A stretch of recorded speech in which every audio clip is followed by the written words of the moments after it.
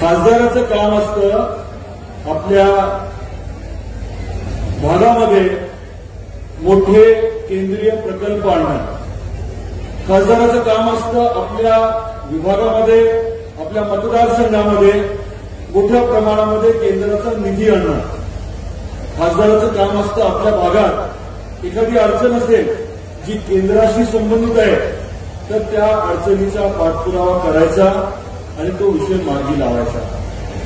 खासदारांनी आपल्या गावात कुठला निधी आणला, खासदार निधी तरी दिला का, किती दिला, आपल्या गावामधली कुठली समस्या सोडवली, जनहिताचं लोकहिताचं कुठलं काम केलं, या बाबतीमध्ये आपण चर्चा घडवली तर वास्तव जे आहे 5 वर्षाचं जे कटू वास्तव आहे ते जनतेच्या आणि आपल्या सर्वांच्या समोर येईल.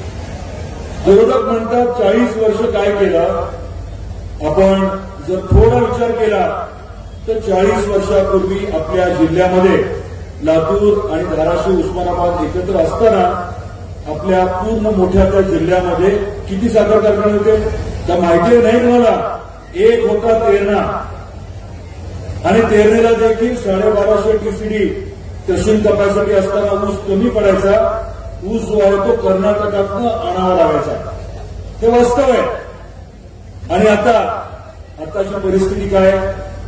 आताची परिस्थिती अशी आहे की साखर कारखाने आणि गूळ पावडरचे उद्योग जर विचार केला आणि भौगोलिक क्षेत्राचा विचार केला तर देशात सगळ्यात जास्त कारखाने आपल्या धाराशिवमध्ये आहेत. कुठून आले कारखाने? ऊस उपलब्ध झाला म्हणून कारखाने आले. ऊस कुठून आला? पाणी उपलब्ध झालं म्हणून.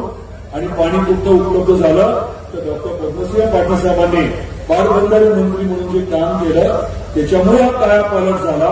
हजारो कोटी रुपये शेतकऱ्याच्या घरात आज जे येतात ते त्या झालेल्या कामाच्या मुळे होतात आणि त्या कामासाठी अनेकांनी सहकार्य केलं.